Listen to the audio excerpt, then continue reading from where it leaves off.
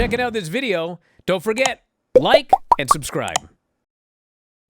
Story that came out from CNN Business, which wrote about the kind of what they wondered is if it's a divide between wrestling companies and how, pro-Trump versus non-pro-Trump. But in that article, CNN, which is also owned by Warner Brothers, mentioned that Warner Brothers was a part owner, a small owner in the company. So that's a second reference that we've seen of late of that information, which kind of validates some of the things that we've seen. But Dave, what did you think about the piece that CNN Business did? It's funny because it was exactly what probably AEW didn't want, because they don't want to be, they don't want to be tied into this in this way. Obviously, they haven't publicized it or anything.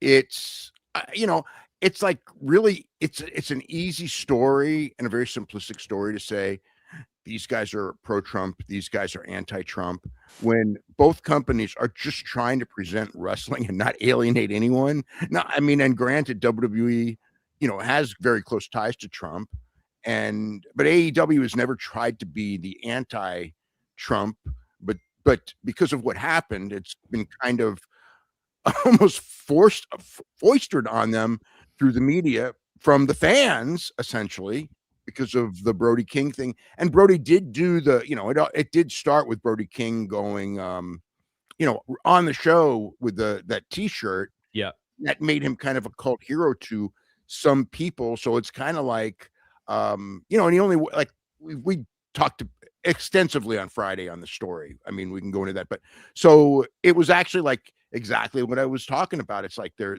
trying to do this, and it is publicity for AEW, and really what I don't think that they really want.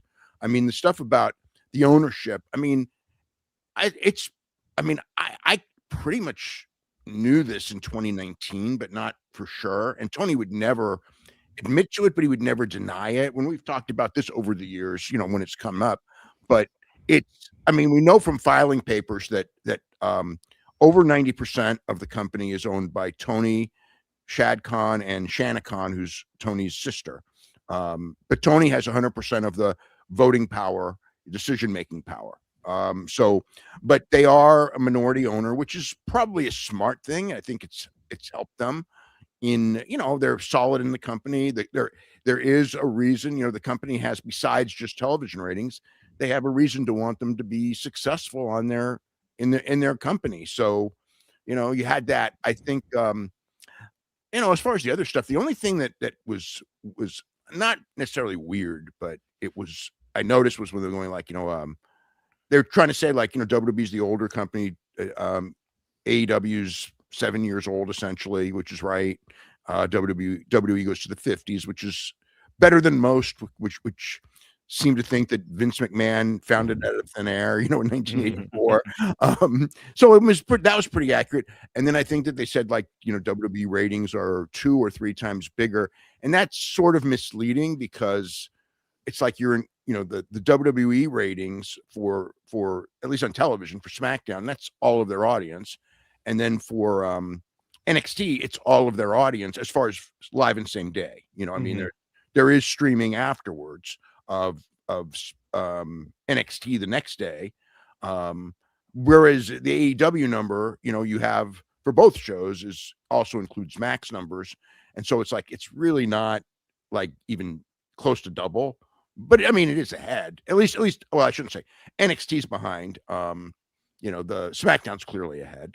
I know that like one math professor guy who I know thought that there was 1 week where AEW may have beaten SmackDown, which I don't think it's ever gotten there, but it was closer, but whatever. It's when you just look at numbers, you can say, SmackDown's essentially double. And just as far as TV numbers, but that's somewhat misleading. But WWE is way more popular. That's not a, obviously way more popular, and live attendance is much, much bigger. And it's just got it's got the giant head start, and it is what it is. So as far as, but so there's nothing, the story is like, something that is there. It'll be. I don't know how much legs it's going to have. We'll see. Brody's going to be back on TV. It's interesting. They announced him back on TV on the Denver show, so he's not going to be in Sacramento.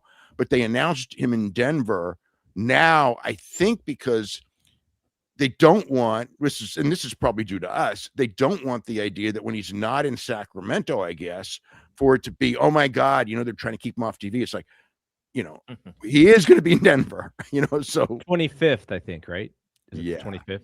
yeah, I wonder yeah. why they're leaving him off Sacramento. I would have kind of had him back on TV like right away and explaining about his loss, motivation afterwards, what he's going to do. I mean, they'll do a video package, I'm sure, but They probably pre-tape. Maybe they pre-tape someone there after. well, the show. well, here's the thing, right? Is I But think still. we were all listening for them, and when the match, right before the match started, you did hear the chants for, I don't know if it was 10 seconds or 15 seconds, and it started out a little light, got a little bit louder, but it didn't take over the show, and then it kind of But went it away.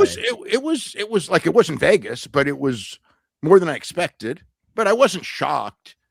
But it's Sydney, Australia. You know what I mean? Yeah. It's like Sydney. You didn't know if they would. Sacramento it'd be loud as hell. Mhm. Well, so- they're in San Jose in a month. But in a month, who knows? It could die Yeah, it down. could just die naturally out. by then. Yeah. Have you grabbed your F4WOnline.com shirt yet? Well, we got a bunch of them. They're up in the store right now. F4WOnline.com/shirts. You can grab your -5 stars shirt, your Dave Meltzer Wrestling Observer shirts, even the brand new After Dark Radio shirt. You love Granny? We have Granny's Gang shirts. Have you ever won a shoot battle royal? Probably not, but you can tell people you did. So check out the store. All of these great shirts and more. It's through Pro Wrestling Tees. F4WOnline.com/shirts. That's F4WOnline.com/shirts.